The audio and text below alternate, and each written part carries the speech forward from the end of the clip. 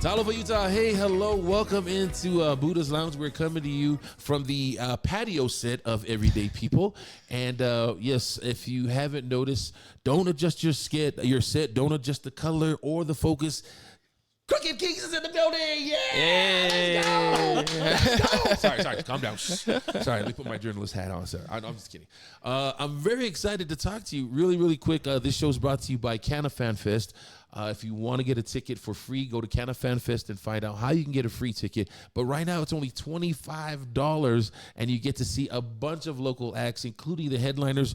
And we'll get to it. But this is probably the last time you're going to see these guys before they're untouchable. You're going to have people, and they're going to have groupies, and they're going to have fans. And not that they don't already have that, but they're going to be like, please, don't you remember me? Please, Ollie, please. I was going to read who is that? We don't know that guy. Yeah. We don't know that guy. No, seriously, I know you guys have a busy schedule. You guys are touring. You're working on music all the time. So thank you so much for being here. But seriously, 21 years and older, go get your ticket. I can't wait for you guys the vibe. I haven't even heard any of your music here. I've been listening to it, trying to catch up and educate myself, but I can already feel this energy and this gravitational pull. Let me set this up for you guys. If you wouldn't mind, the both of you, take us back as if this were a Marvel episode and we're talking about your superpowers being music. Give us the origin story. How did this come about? Give us some of your background. Yeah. Start with you, Ollie. Yeah, so...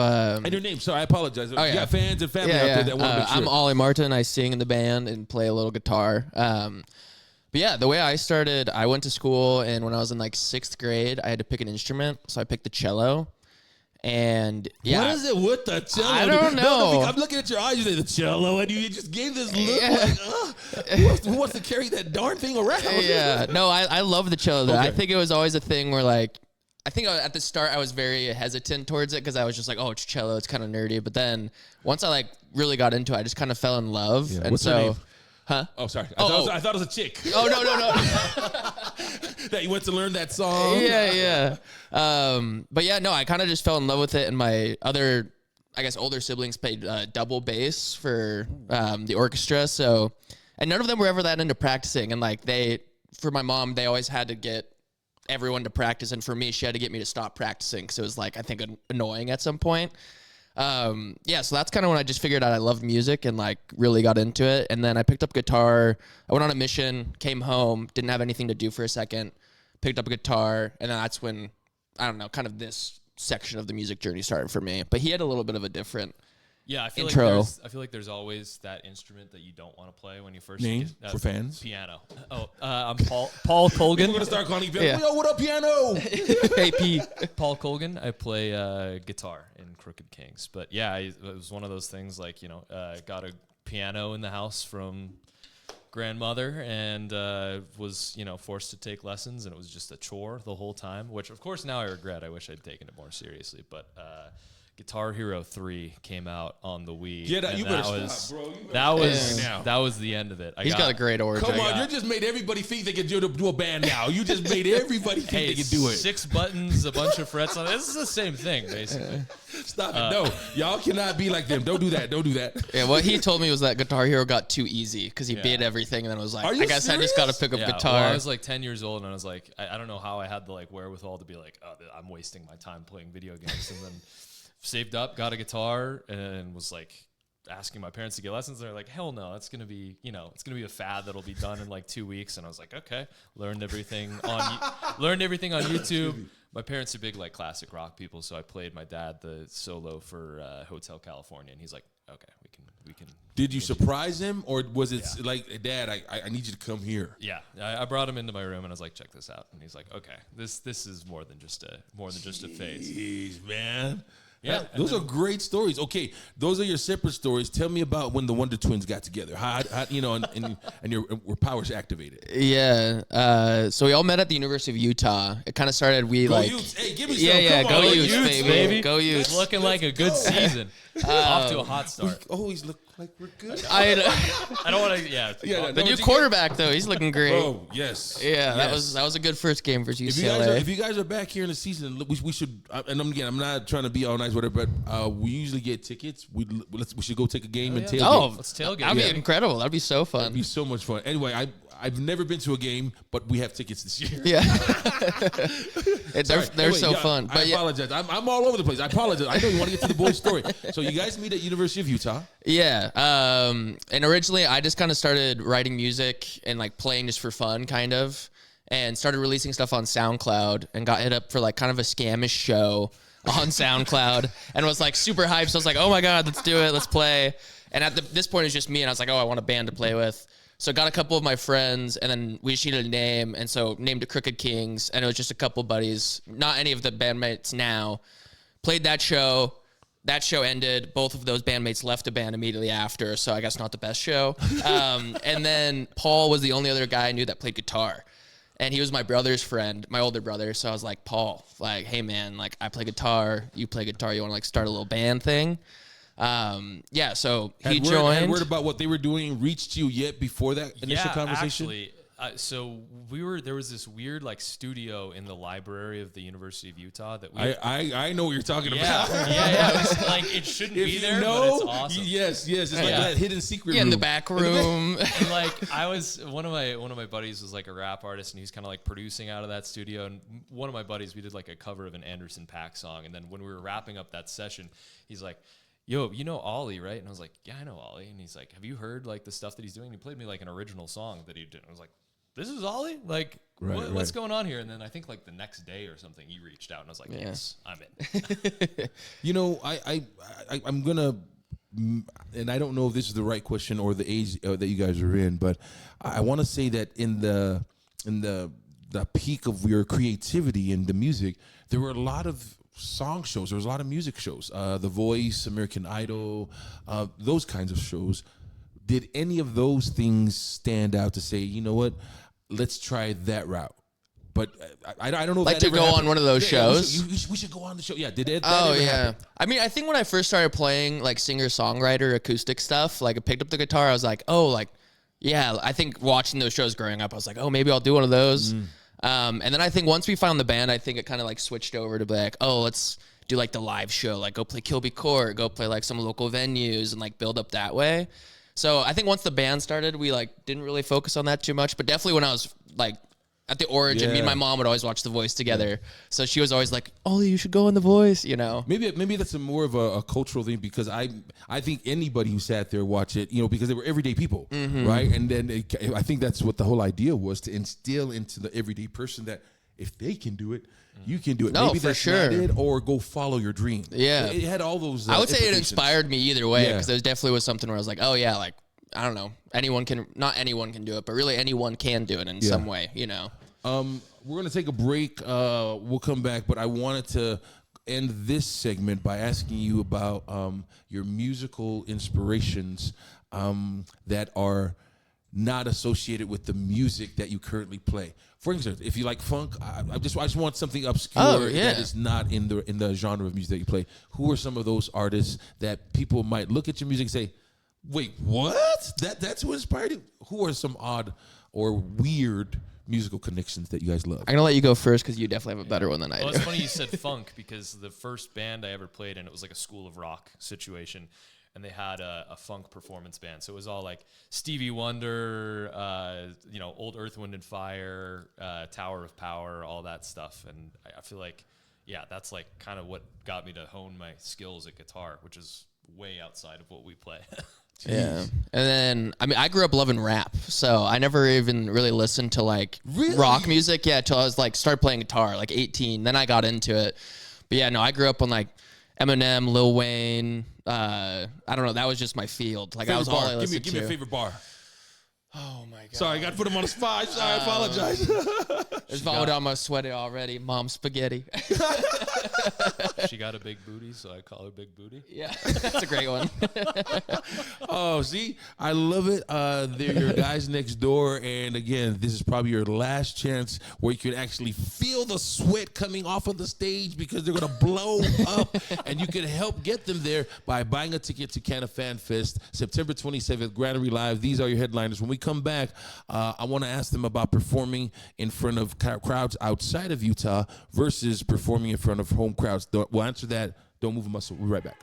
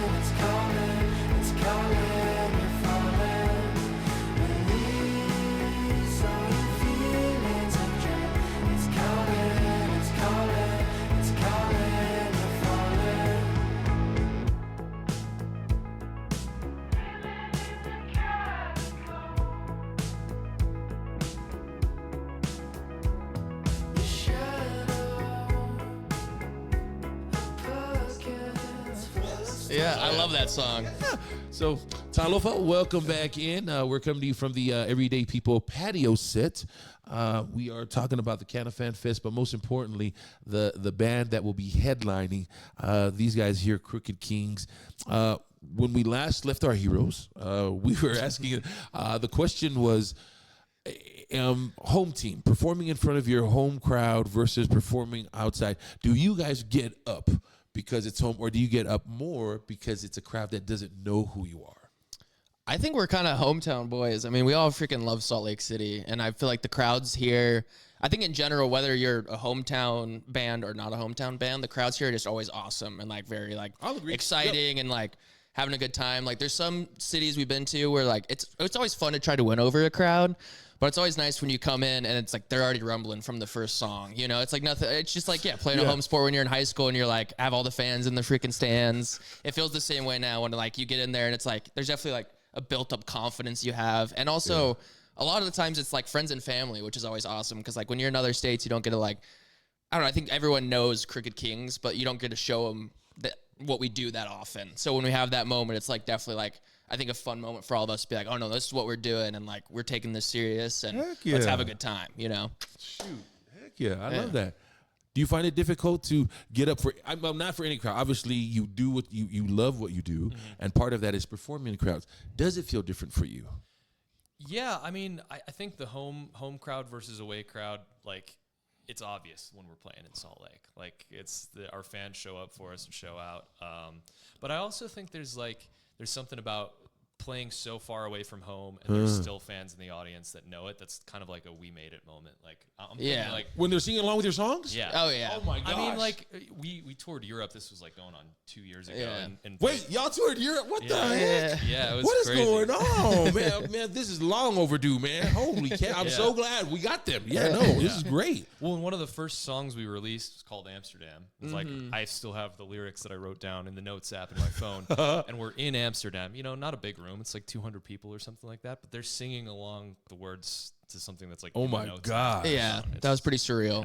Yeah. That's got to be a freaking journal moment for sure. Yeah, it was. You come home and you express that. Well, because and especially with your family not really knowing if this is going to be the end all for you guys. This is going to be your career, right? Yeah. And then to come home and tell that story. Yeah. There better not be a dry eye in the room, bro. It feels awesome. It better feel like testimony meeting up in that mug. Yeah.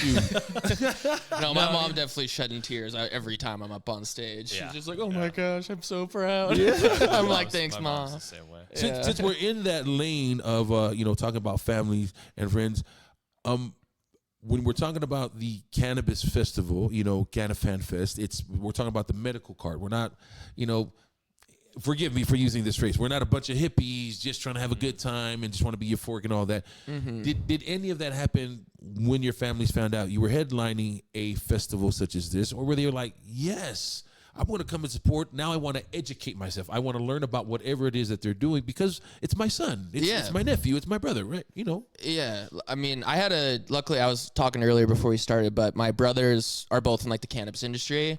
So I think they really paved the way for me and also did a good job educating my parents on it.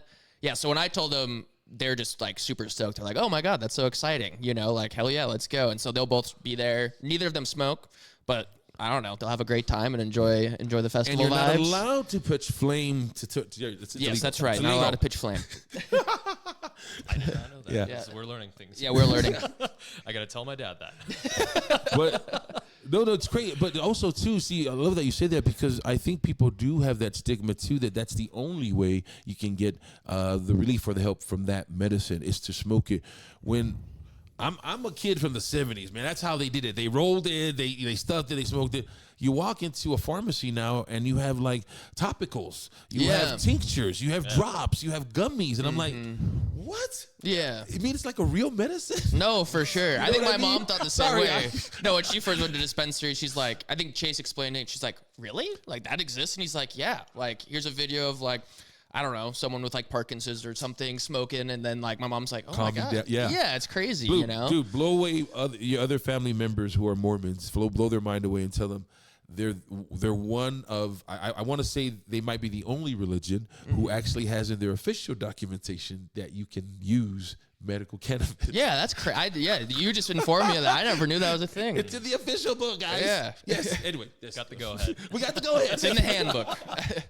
No. To me, again, and the reason why I bring that up, it's I no longer attend church. We're going to be, in full disclosure, I still have a lot of family members at church. But here's the reason why I bring that up when it happened to me, is because the Church of Jesus Christ of Latter-day Saints have all these resources. They don't just say yes or no to anything. They put studies. They do research. So if they said yes, to me, dang, they sent all of their scientists, all of their top guys to go do the research and bring back that information, and then we'll collectively say, that's all. I want to bring that. There's a lot of people who went into saying yes. And so it's smart, it's safe, just like the state-run program. The medicine is tested. It's going to say whatever's in the bag is going to be there because it's a state-run program. So to me, I love having those regulations. I love having the state and the government involved because, again, it tells me that there's a buffer. I don't want to get mine from the street. No, 100%. Shoot, you know? When you know exactly what you're getting too, right? Like it's all really specific strains for treating specific whatever, ailment you're going through, right? Yeah. So thank you again for being vulnerable, sharing your stories. And I know whatever, if you do have, if you're kind of curious, if you have any cannabis stories of relief, I would love to hear from you guys. Share those, at a proper time. The other two band members that didn't, was there five? There's three. There's three other. Yeah, Five in the band. Five. Yeah. Can we talk about those guys? I want to make sure they feel the love too, because I want to help blow this thing off the freaking doors for y'all, man. Yeah. Of course. When our names are on it. Anyway. Yeah. But tell me about the other three bandmates that didn't make it. Yeah, so I guess I'll give the names. Matt Monison is our bass player. Quinn Casper is drums. And then David Macy is our keys player. And they're all incredible. I mean, we've kind of been in this together for like 5 or 6 years now. So when we first started, it was originally me and Paul for a second. But then kind of when everything... Honestly, when Quinn joined, as he would say, then the band really took off. Is that the drummer? That's the drummer. It's always the drummer. Why is it always the drummer? Yeah, so once he joined, the rhythm it really section, man. You got to have a strong backbone. Yeah, it really started moving. But dude, it's awesome. I mean, like we're just kind of. It feels like a family because we're all traveling the van together. Obviously, it's just like a little 40 Econoline. And we've put, I don't know, 50,000 miles on the road together. So I think just the sense of like brotherhood we feel and like tight knit like community. It's just so fun. And I mean, we're just such great friends too, where it's like, it'd be really hard to travel that much with people you weren't really tight with, but I feel really fortunate because I think all of us just get along so well. And also just have like a similar drive to succeed in music, which obviously what we were talking about before, it takes, a lot of effort and it's really hard to do this full time. And I think it's a lot of big reason people quit is just because of the amount of effort it takes to get to a point where you are like, what's the word I'm looking for? Regulating, I don't know, like have enough money, income to, I don't know, upkeep yourself essentially. So that this is your regular job and you don't have to have it going back to temp jobs. You don't have to keep, like an actress or an actor who's trying to wait on tables, in right? Hollywood, it's very. Since you brought it up, because this is where I was going to segue. Great segue, by the way. Thank you. I know that anybody that follows Crooked Kings, they know that you guys recently signed with an agency. And again, you can answer however you want, but to me, that signifies that y'all are about to blow up. Like, this is about to be real, and this is your dream. And I love throwing it out in the universe, speaking it, whatever, positivity and all that.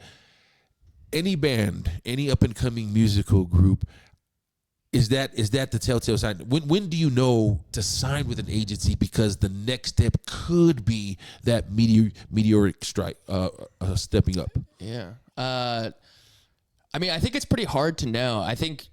Obviously we've signed. So I guess when we first started, when Quinn joined, we signed with a different label at the start. And I think immediately when that happened, it was kind of that moment where we're all like, oh shit. Oh, hey, yo. Yeah, we're about to be loaded, like have all the money in the world. Right. So I think a lot of it has just been, like learning like that progressive grind, and then also like having realistic expectations with where you're at. I mean, obviously, you'd always love to have like a golden arrow that goes through everything and just gets you right to where you're supposed to be.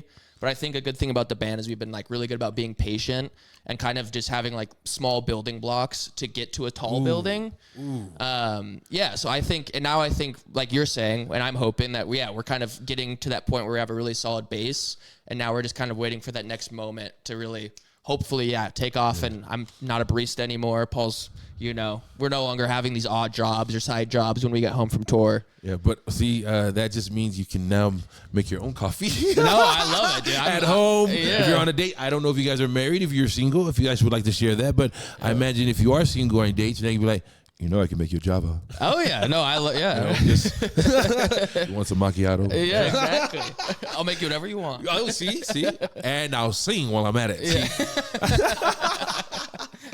No, I hope that's what it is. I hope that's the flare that's going up that says, "Hey, world, watch out! Here we come." Please don't forget us. We'd love to keep tabs. We just want to be cool by association. We don't want no money. No, dude, the whole band. You're famous to the entire band. I mean, grew up in Utah. You were a PC Laptops commercial for a second, right? And Fox 13. Don't bring that up, bro. Why you doing stuff, man? But seriously, growing up, I mean, I got to tell my dad because I haven't told him yet. But we loved those commercials growing up, and so I'm like. Yeah, when we learned, like, Zach was like, "Oh, you know Big Budah?" I'm like, "Do I know Big Budah?" Like, of course I know. Of course I know. Like, stop. This podcast is like the most my parents have like asked about what we're doing the like last 6 months. Let me just say this: your dad is a stud. I couldn't remember where we were at, but a gentleman comes by. We have the poster out, right, and the green poster, and your guy's name is right there. He takes a second glance, goes, "Hey, that's my son's band. They're headlining." Hey, and I was like, "Calm down, sir. Yeah, tickets are $25. $25." He said, "No, I'm going. That's my son." He probably pulled out his med card right then and there. And was like, "Give me the ticket."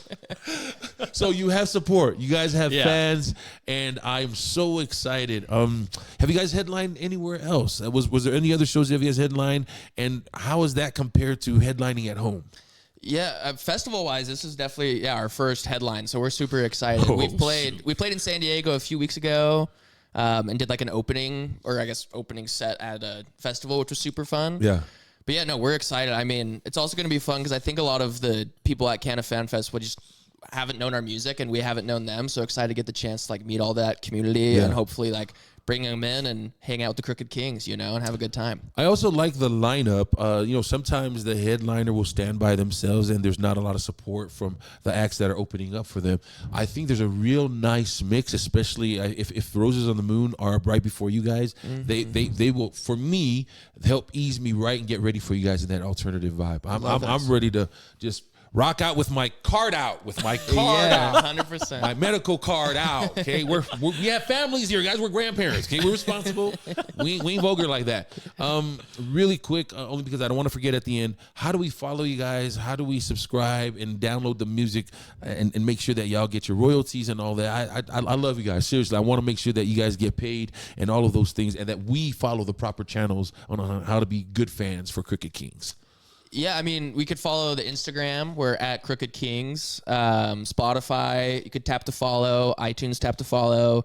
Yeah, really, that's the biggest support you can do, and then just stay active with us on Instagram. We're planning on releasing new music soon, so Okay. in like around a month. This is like the first time we've announced it. So Oh shoot! yeah, What? so Exclusive. Beep, beep, beep, beep, beep, yeah, beep. so stay up I'm to date sorry, I'm because sorry. there's. I don't know if this is the right No, thing I to like do. that. I air don't even horn. know. My wife said, "Don't do that. You look old." So, But yeah, no, there's a lot of new exciting stuff coming out. So yeah, thanks for the support, and we're excited to what play. about merch? Oh, merch. Yeah, we do have merch. I don't know if we really have much right now. There's probably some scraps. Yeah, yeah. We have Bro, an I'm online. telling we you, got will an- sell, if you bring that to the festival, you will sell No, we definitely out, will. bro. We have some Yeah. beanies. We have a Yeah. few things. We need to re-up on our merch, but we'll bring whatever we have left, and that's the best way monetarily you Yeah. can support the band is Yes. definitely buying the merch. Yes. So See, Mom and Dad, I'm trying to get these guys on tour. Yeah. Yeah. that if you goes see merch. right to gas money for the van. Yeah, the Just van needs it. directly into the van. I love it. I can't wait for you guys to be in concert and listen to these guys, the vibe. And this is without instruments. This is without the music. It's amazing. I can't wait for you guys to feel it. Go to CannaFanFest.com and find out how to get a free ticket. It's a 21 or older event. Granary Live, September 27th. You don't want to miss it. We're going to take a break. Enjoy. What are we going to play, hon? Another Crooked King selection or a different song? A what? Sick of Being Young. Is that? Oh yeah. Nailed it. I'm not sick of being young, but I understand the question, all right? Enjoy Crooked Kings. Like, share, and follow. We'll be right back. Oh, I'm so excited for these guys. Of being told to grow up. Yeah, I wish I were enough. Yeah, I wish I were enough.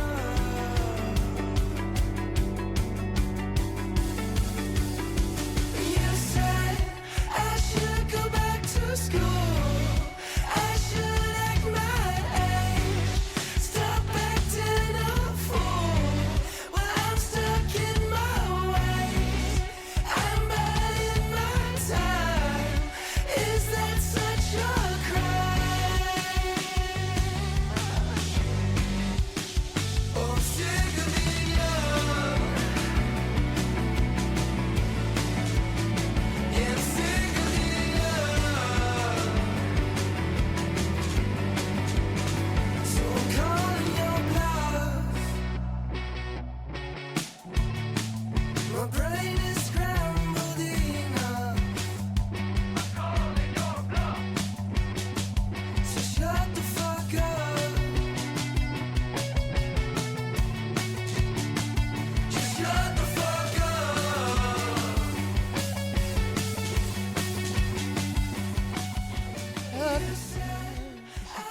Yeah. Some of them are explicit. Are we I back don't know if on? That's radio Oh, sorry. friendly. Welcome back. We were just going over. We don't have a mute button because it's the internet.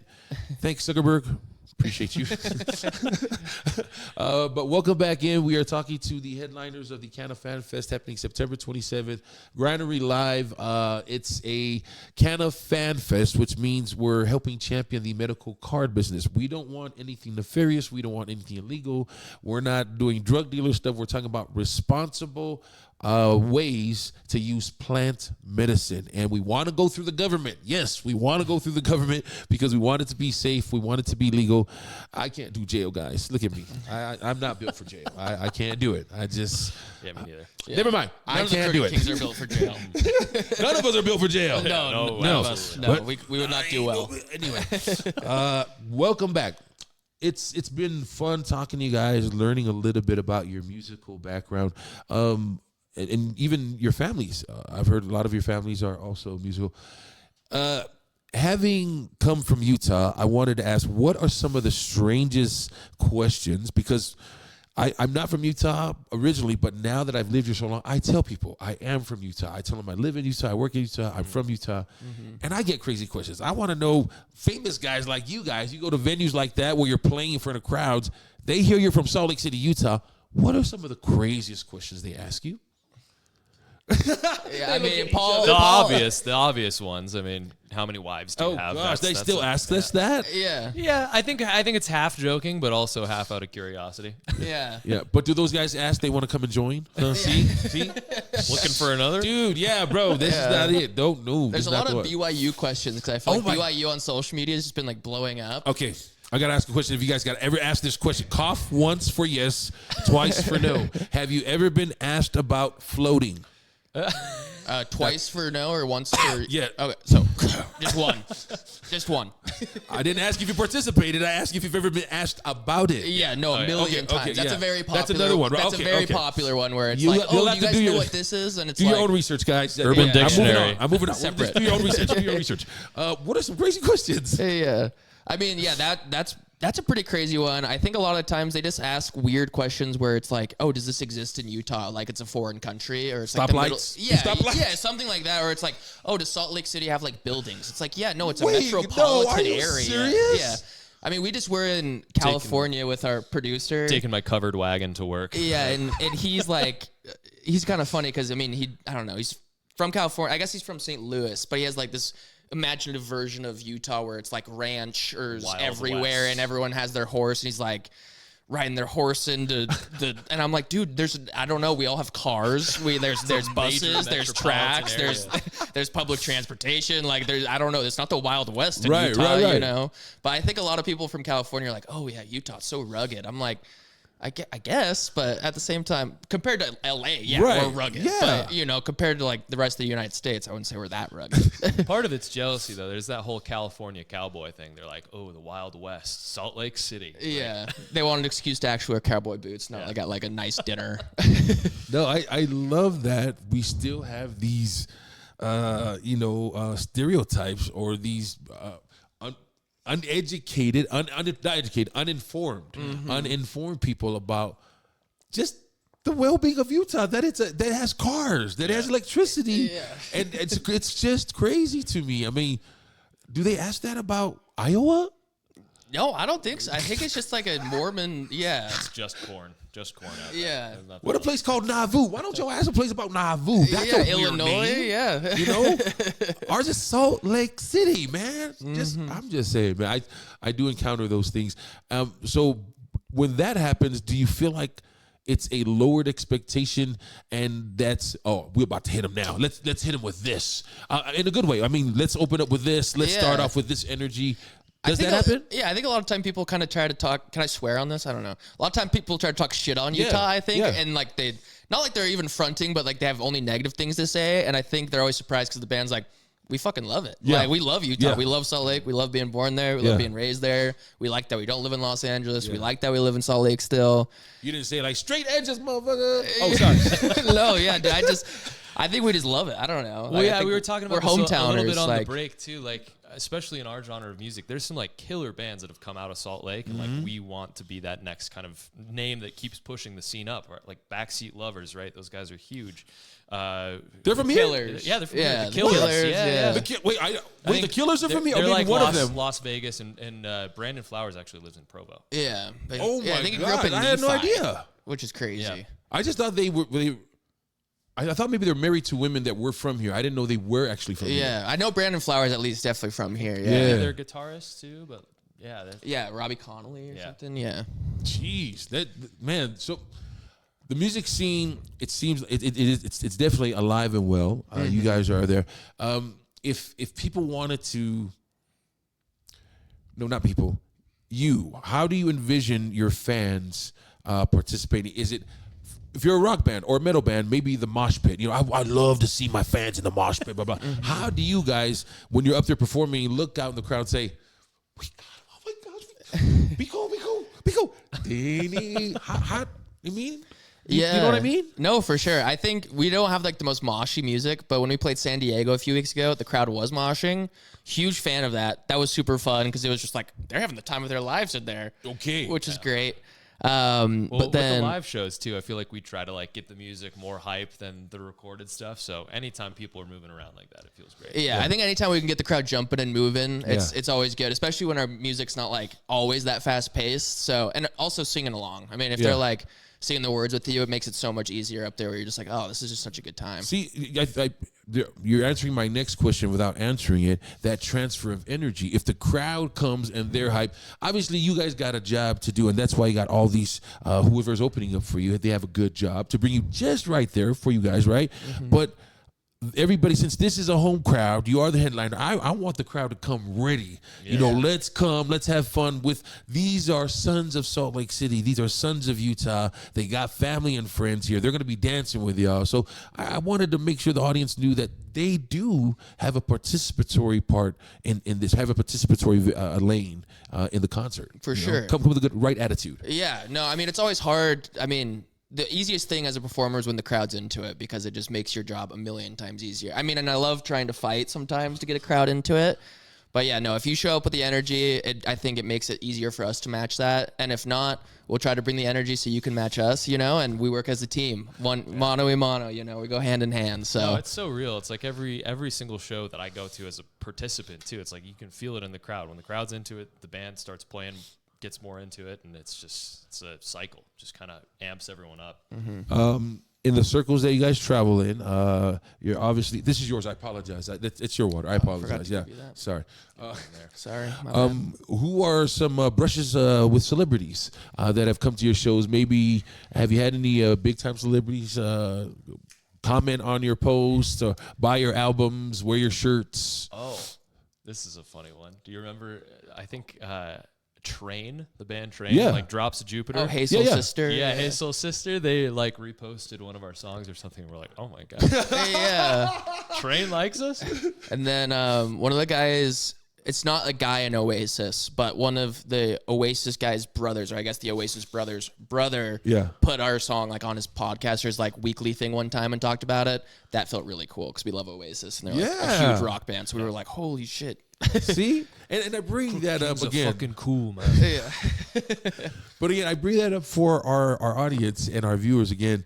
You know, if not that you don't know music, but if celebrities are liking it, if people of note are liking it, if they just got time with age, I'm urging you. This is the last chance you're going to be able to see these guys. They're going to be untouchable after this.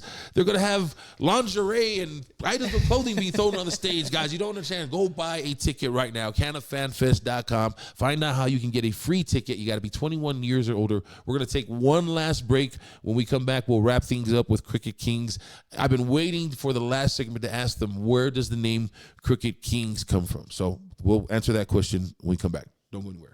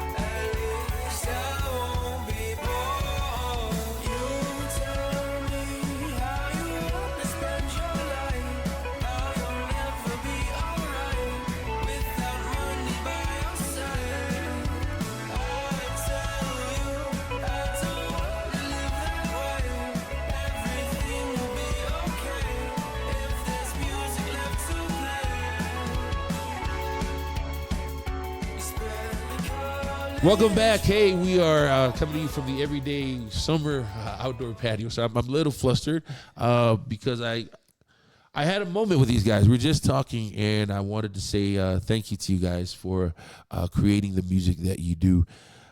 Do I listen to all of your music? I don't, but some of the music does speak to me, and I wanted to just say this. Thank you for being vulnerable. Thank you for being open. And in the spirit of this festival, everybody copes differently, right? And I know that there's somebody out there who is going to be listening to your music and they might listen to it with a lot of people, or if they need comfort and they need to be by themselves, they will be by themselves, right? And then it's just going to be you guys there. It's just going to be you there, and they're going to be.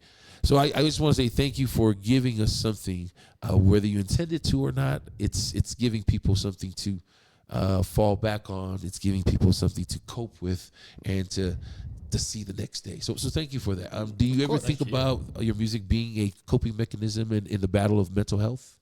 Yeah, I mean, I would say so. I struggle with mental health definitely myself. So I think, I mean, a reason I started writing music was just to cope with my own mental health. So I think, and I mean, I think that's translated. I don't know if the rest of the band holds that same intention with lyrics, but I think all of us have kind of gotten to a point where we're like building up, I don't know, I guess, yeah, to be more vulnerable and be more accessible.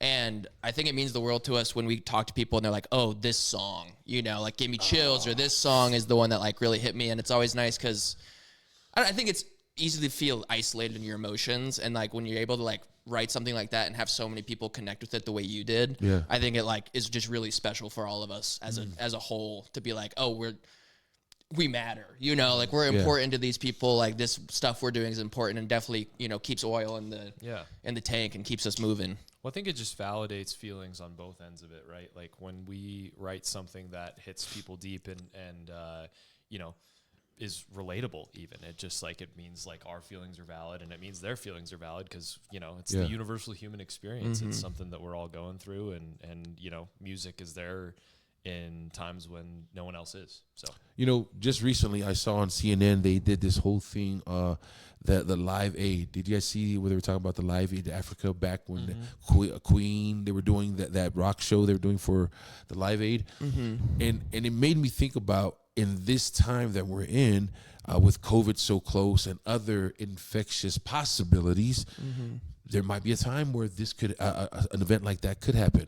If you guys were called upon, and I apologize, I don't want to put you here and put pressure on it. Would you consider, I'm not going to say yes or no, would you consider, obviously you have to get the whole band together and talk about what the cause is, but if something like that came about, because I saw one of the things on that CNN story was that there were bands that said no. Yeah. And they come back like, dang it, I don't know why I didn't do it. Would you guys ever consider, knowing how big it could possibly be, if somebody invited you, say, hey man, we got this epidemic or we got this movement, and y'all are right there, man. We could really use your help. If that ever came about, how would Crooked Kings approach that? I mean, I think everyone in the band would agree that like we'd always want to be open to doing something like that. And I think if we weren't open, something would have changed. That's weird because I think it's almost, I don't know. I think everyone in the band really, I mean, the reason we're doing this obviously is for self-fulfillment, and obviously, I mean, we want to make a living and everything else. But really, I mean, like, I think the most fulfillment we all get is like from really, I don't know, the connection with other people. And I think like a cause like that is a way to get that connection that is so real and so raw, where like I would never want to be opposed to that, no matter the size or how big we are, you know? Yeah. And I mean, you know, music and politics has always been kind of like linked like that. And for the right cause for change, I think we'd do it in a heartbeat. Yeah. The younger version of you guys, if you wouldn't mind, a piece of advice that you wish you would have given yourself way back then. Your 18-year-old self is at home listening. What would you say to your 18-year-old self right now as they prepare for the road ahead? That is such a good question. You got one?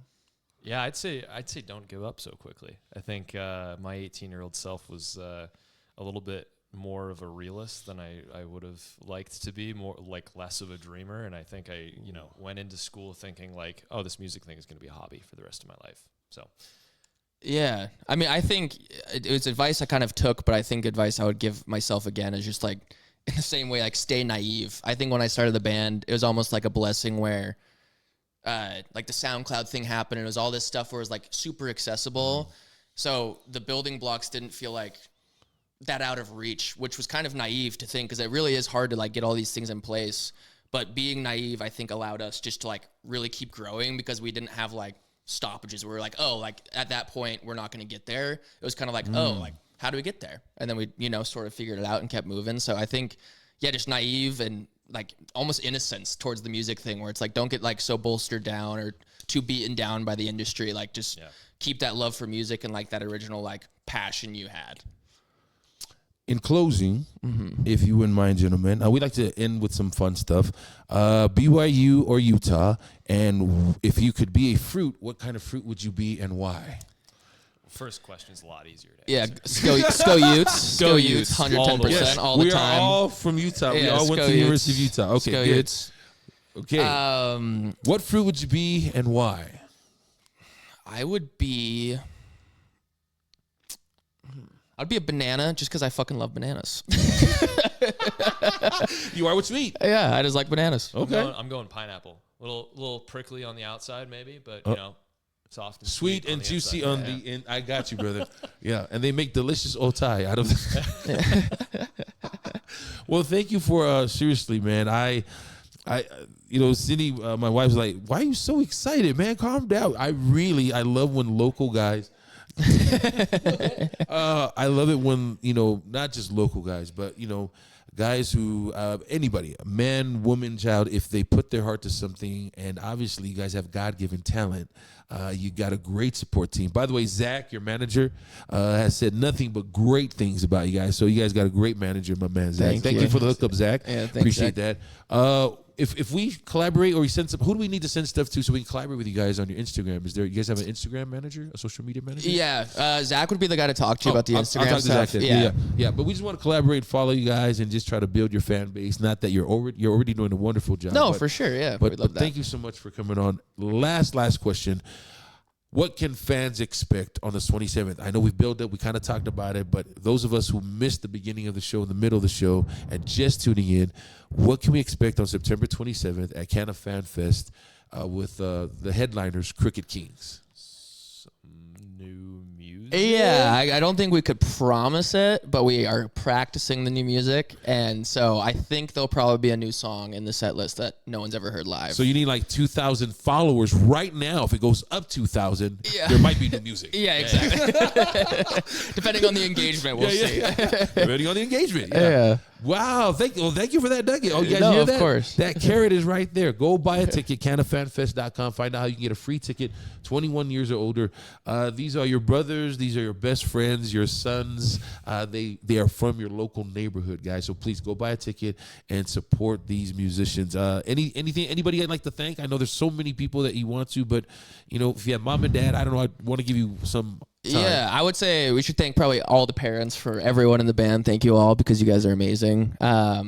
Obviously, want to thank Zach. Thank you for having us so much. You guys got open door anytime. No, seriously, this has been so Thank incredible. I mean, I think we haven't said this on camera, but he's a celebrity to us because we grew up in Salt Lake. So we've seen him on TV since we were young. So this is such a cool experience to be Very here. kind. And we're very stoked to be, at CannaFanFest, and follow us on Instagram. And other than that, just thank you so much, and let's move forward.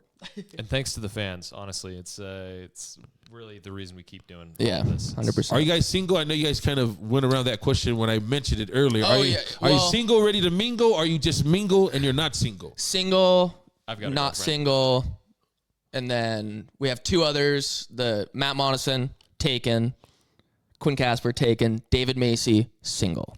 So David and ladies- Oliver open for business. So come on September 27th and Yeah. shoot your shot, ladies. All right. That's all the time we got. Thank you so much to our friends here at KROOKED Kings and CannaFanFest. Get Med Card. Until next time, we'll see ya. See ya at the show. See ya. Woo! We did it, Mom.